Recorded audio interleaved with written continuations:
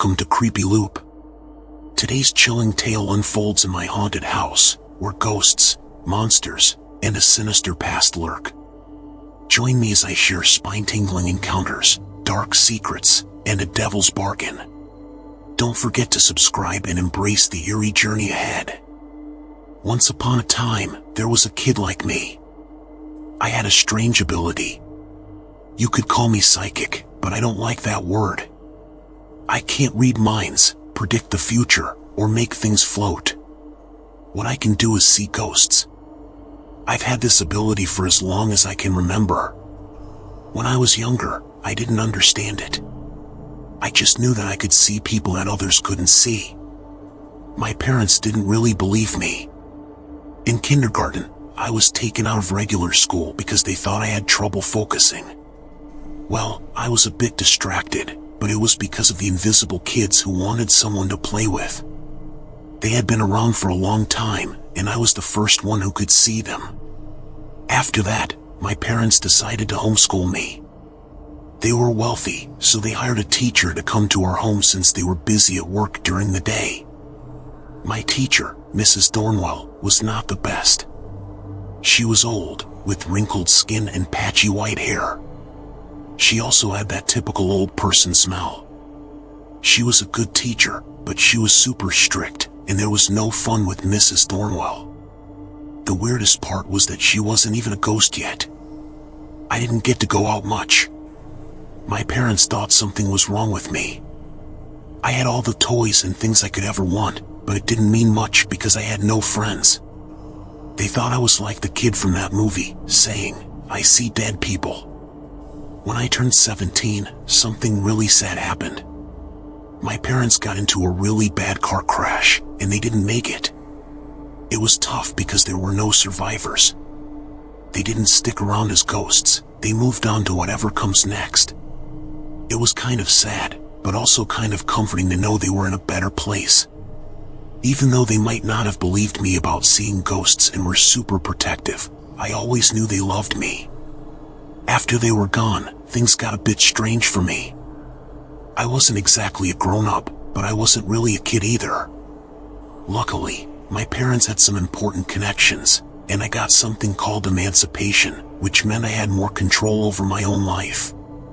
They left me some money. I won't say how much, but it was enough to live on for a long time if I used it wisely. To be safe, I decided to sell our big family home. It was way more space than I needed, and it cost a lot to keep up. Selling it also gave me some extra money for emergencies. I bought a smaller, older house on the outskirts of the city. It was cheap, so I knew there might be some problems with it, but I didn't really mind. It had 2 floors and a basement, way more space than I needed, but the price was right. The outside looked a bit beat up, like it had been through a lot. But the inside was okay. Everything worked fine, except for the basement. I got a weird feeling about it, so I decided to stay away. The first day in my new home, I quickly figured out I wasn't alone. I was reading a book on my cozy couch when I thought I saw something out of the corner of my eye. When I looked up, there was a guy sitting right next to me. He looked about 20 years old and was wearing old-fashioned clothes. "Hello?" I said, kind of puzzled. This surprised him, and he jumped back a little. "Oh, you can see me," he exclaimed. "Why wouldn't I? You were practically hanging over my shoulder while I was trying to read," I replied. "Ah. Sorry about that. You're alive, and I'm kinda not. Most people can't see me," he explained. "Yeah, I guess I'm a bit special. Looks like we're going to be roommates now, so get used to it. I'm Devin, and you?" I introduced myself, reaching out my hand. After staring at my hand for a moment, he remembered and shook it with a big smile. "Name's Sam, pleasure to meet you," he said. Sam was the first of many unexpected guests in my home. He was curious and still seemed pretty human. He had died from a brain aneurysm but wasn't ready to move on. He felt like he missed out on a lot in life and didn't want to let go. Sam and I became fast friends. We both had somewhat sheltered upbringings and hadn't explored much of the world. We talked about our dreams and things we wanted to do. Maybe I still have a chance to do what I want, but Sam isn't as lucky. After a few days in the house, I thought Sam was the only ghost with me, but you know what they say about assuming things. One night, as I was about to fall asleep, I heard a sound like running water. I got out of bed and followed the noise to the kitchen. "Sam?" I called out. But it wasn't Sam. There was a lady there, kind of short and in her 40s, washing dishes. She turned to me and said, "If you're living here, you need to clean up after yourself. This is unacceptable." She pointed at the dishes in the sink. "Sorry, I didn't think it would be a problem," I said. "Don't think you're the only one in this house. Be considerate of the mess you leave for others," she scolded before turning back to wash my dishes. Just as I was about to apologize more, Sam put a hand on my shoulder. "Don't worry about her, that's Amelia. She only shows up when someone makes a mess. Just pick up after yourself, and it won't be a problem." "But you don't want to see her bad side," Sam said with a chuckle. I realized the house was super clean when I moved in. No dust or cobwebs anywhere. I thought the realtor was keeping it clean. I promised myself not to make any messes and went back to bed. The next morning, my dishes were clean, and Amelia was gone. Sam was waiting on my couch. We started talking when I heard noises from below, coming from the basement. Sam noticed I was uneasy. "There's something I should tell you about the basement. I'm sure you felt it, but there's something down there. It's not like me or Amelia, though," he explained. "What is it?" I asked. "I'm not entirely sure. It was here before me, and I've been here a while. As long as you keep it fed, it stays down there." "Keep it fed? What does that mean?" "Well, you won't like it, but it feeds on animals. They have to be alive or freshly dead. It's best if you can find roadkill shortly after it happens, so you don't have to feel bad." "You're joking, right?" "I wish I was. It's kinda good you moved in. It's been a while since it ate, and if it doesn't, it'll start looking for something on its own," Sam explained. "So, I have to feed whatever's in the basement?" I asked. "Yeah. Sorry for not telling you earlier. It's been so long since I was around a living person, I almost forgot. If you can't find roadkill, maybe buy some mice from a pet store. They don't scream as loud." I couldn't believe it. I felt something creepy in my basement, but I hoped I could just ignore it. Now that wasn't an option. I could have left right then, but that meant leaving whatever was in the basement to maybe wander around. Plus, I liked having Sam as a friend, even if he wasn't alive. I rushed around the neighborhood looking for roadkill. I found a poor cat, but it was a few days old. According to Sam, it needed to be fresh, alive or less than 4 hours dead. Feeling desperate, I followed Sam's advice and bought live field mice from a pet store. They looked at me with their tiny black eyes, not knowing their fate. When I got home, the sounds from the basement got louder and more frequent, grunting and things being thrown around. Sam waited at the front door, checking out the mice. "Good, you should probably hurry. Keep your eyes down when you go down there. The less you see, the better," Sam suggested. His words didn't make me feel better, but I headed towards the basement. The noises stopped when I opened the door. The path down was really dark. I could barely see each step with a bit of light from the hallway, and there was no switch or string to turn on the light. Maybe it was better that way. I carefully went down the steps, and each one creaked loudly. It made me want to drop the container of mice and run back up. Somehow, I reached the bottom without hearing any noise from the thing in the basement.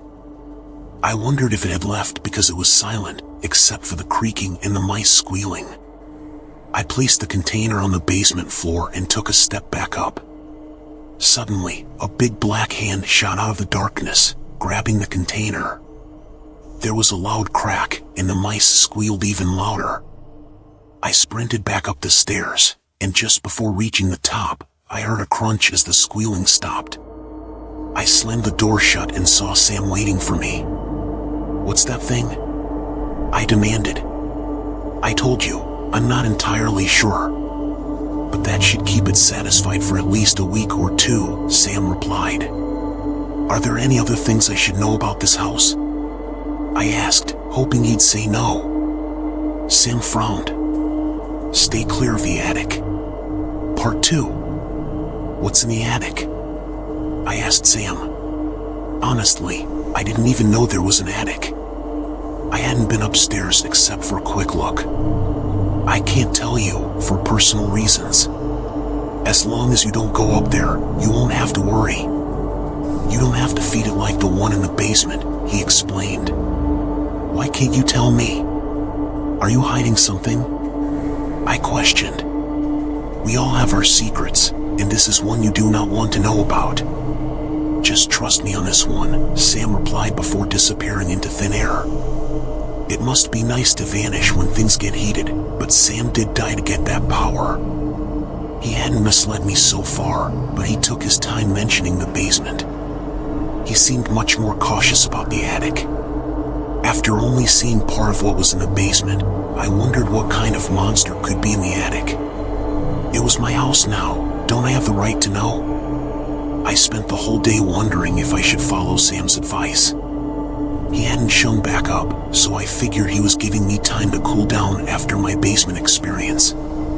I still wasn't sure where the entrance to the attic was. A little exploration couldn't hurt, right? I went upstairs, and in one of the bedroom closets, I found a ladder leading upwards. I stared at the entrance, my heart beating fast. Maybe I really shouldn't go up there. But curiosity was killing me. I gripped the ladder while weighing my options. Before I could decide, I heard a voice from behind me. "You're not supposed to go up there." I turned around and saw a little girl in front of me. She had long black hair and bright blue eyes. She looked about 8 years old. I felt a quick wave of sadness because I knew this young girl, Lizzie, was no longer alive. I knelt down in front of her. "And who are you?" I asked. "I'm Elizabeth, but you can call me Lizzie," she said with a giggle. "Well, Lizzie, why am I not supposed to go in the attic?" "Because Sam would be mad if you did. No one is allowed in the attic." "Do you know what's in the attic?" "No. Sam told me no one is allowed up there because it's scary. I don't like scary things." She covered her eyes, remembering something scary. If I wasn't so caught up in the attic mystery, I would have thought it was cute. I patted Lizzie on the head to calm her down. "Well, this is my house now, Lizzie. I need to find out what's so scary about the attic. You wait here. I'm going to get to the bottom of this." Lizzie wasn't entirely sure about my idea, but she couldn't stop me either. I had made up my mind. Sam was hiding something in the attic, and I needed to find out. I turned back around and headed toward the ladder. I was surprised that Sam hadn't shown up to stop me himself. He told me not to go up there, so it made me wonder why he wasn't here now. I shrugged off the thought and climbed the ladder. When I was almost at the top, I peeked my head into the attic. There was a light attached to a string in the center of the room. That would be normal, but the light was already on. I had never been to the attic before, and who knows how long it had been since anyone was up here. So, how was there still a burning light? Other than the light, the attic seemed empty. Not only was it empty, but unlike the rest of the house, it was dirty. There were cobwebs in the corners, and dust almost everywhere. It seems even Amelia wasn't allowed up here. I was super confused when I got all the way into the attic because it was totally empty. I thought some scary monster would jump out and attack me, but that didn't happen. I decided to walk around the attic a bit before going back down. While I was walking, something hit me. I got the most painful headache ever. It hurt so much that I fell to my knees. My head felt like it was going to explode. I was so focused on the pain that it took me a few seconds to notice there was someone in front of me.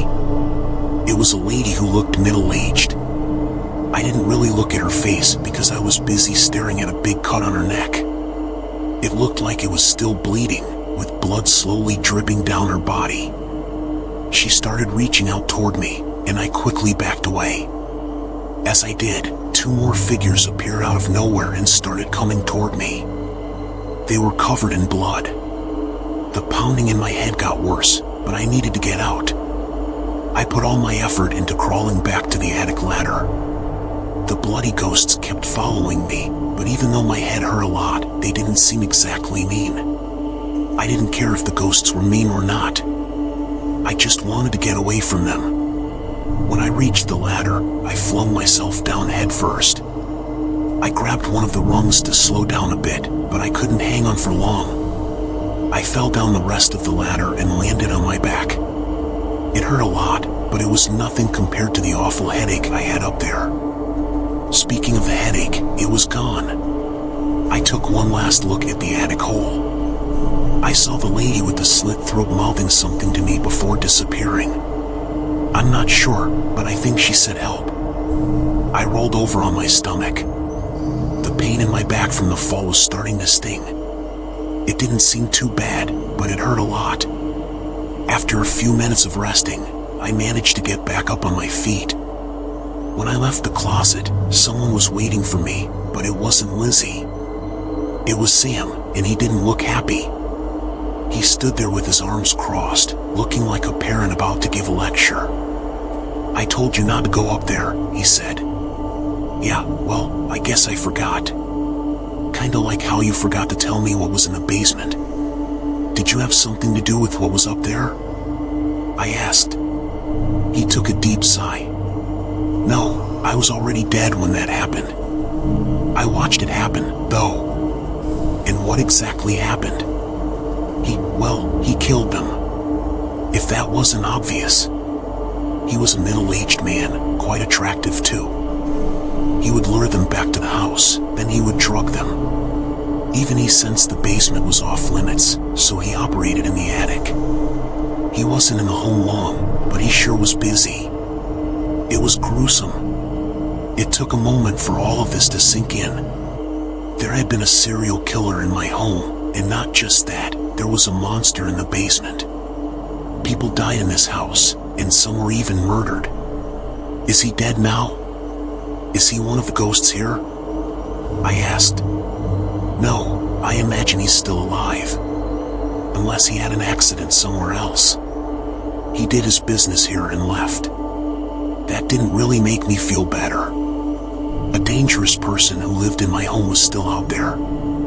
He might have been arrested, but the ghosts in my attic seemed to think otherwise. I'll ask you one more time, Sam.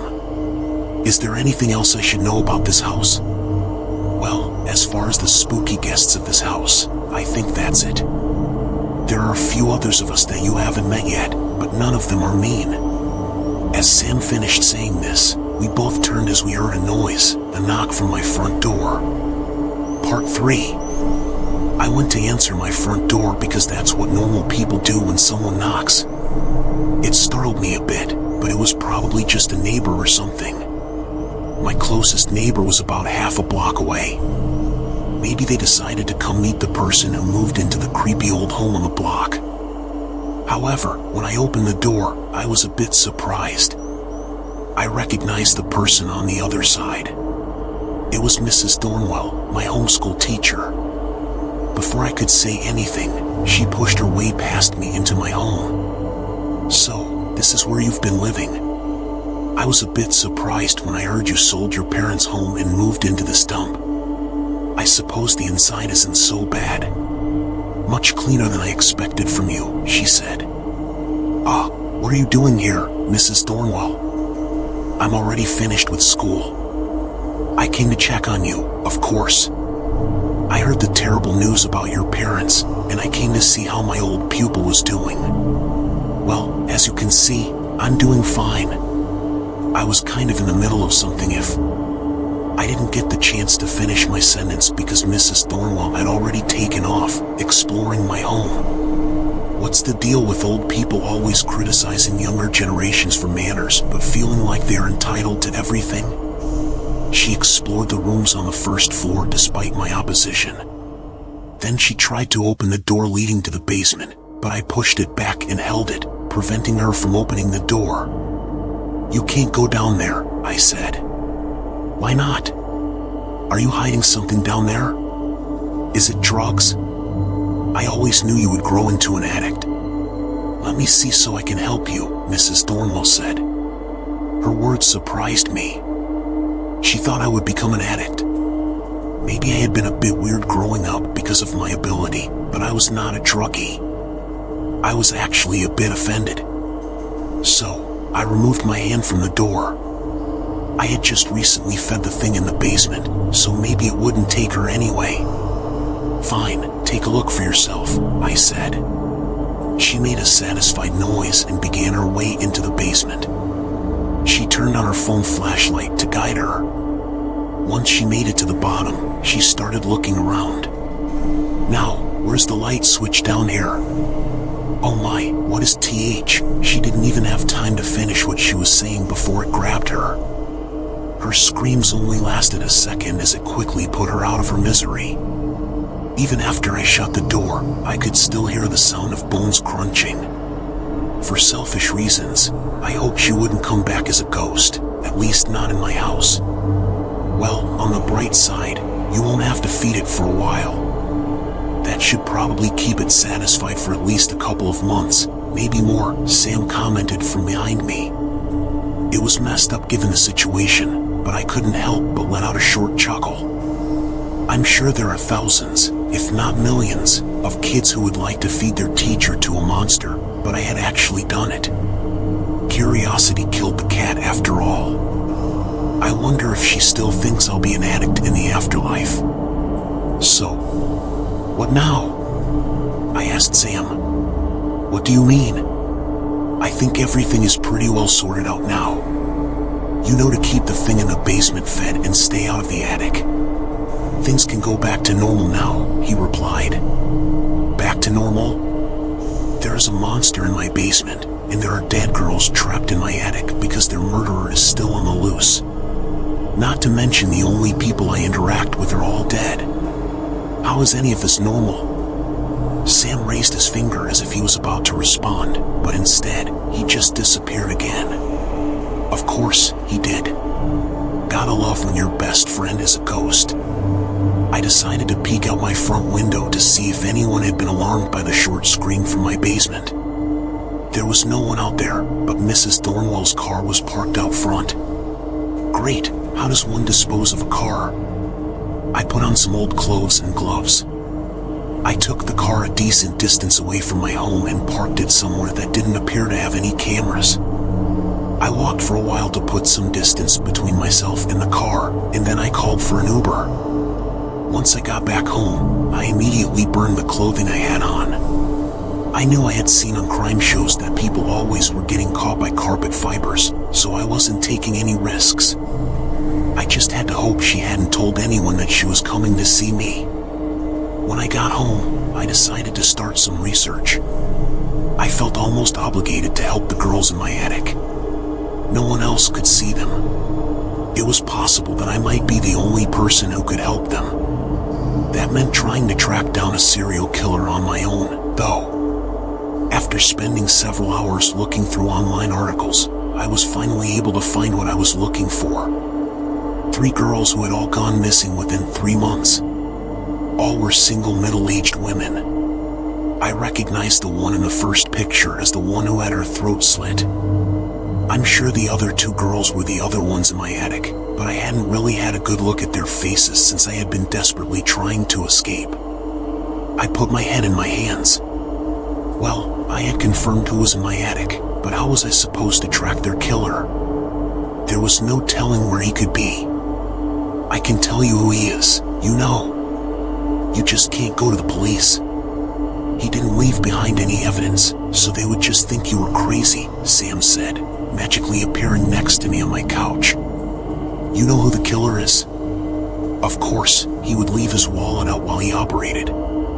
I couldn't exactly tell anyone about him either though. I can tell you his name if you really want to know, but I'm not sure you know what you are getting yourself into. You're probably right, but I'm too invested to back out now. Even if this ends poorly, I have to at least try. Tell me his name. Sam then proceeded to tell me the serial killer's name, and he was right. I really had no clue what I was getting myself into. Part 4. Sam told me the name of the serial killer. I had expected to hear the name of someone I had never known, but I was wrong. No, the name I heard was quite familiar. That's because the name he said was that of my father's. That couldn't be right though. My father couldn't be a serial killer. On top of that, he was already dead. I had attended his funeral. I had seen him in his casket. He was very much dead. So then why was Sam trying to tell me the man who had killed the girls in my attic was my father? Is this some sort of sick joke?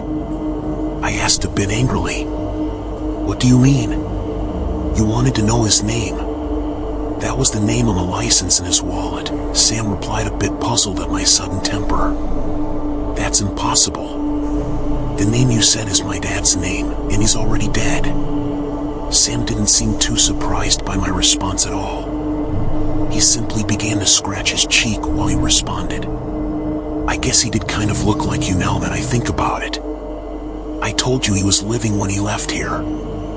I wasn't absolutely certain he was still alive. If my dad was the killer, then why would the ghosts in the attic still be so pissed off? Why do you expect me to understand them? I'm not the same as them. Perhaps they don't know. They can't exactly watch the news. So what am I supposed to do? Go up there and tell them that I'm sorry my father murdered them, but he's dead now? I'm not sure. That's for you to figure out. Sam said this while shrugging. As much as I hated it, Sam was right. This was my problem. I still wasn't convinced that my father was the killer though. I needed some direct evidence. I thought it would be worth a shot to visit my father's grave. I'm not sure how many people can relate, but for those of us who can see the dead, a graveyard is the last place you want to go. I still remember during my parents' funeral that there were far too many uninvited guests looking on. I still hadn't been back to my parents' graves since that day.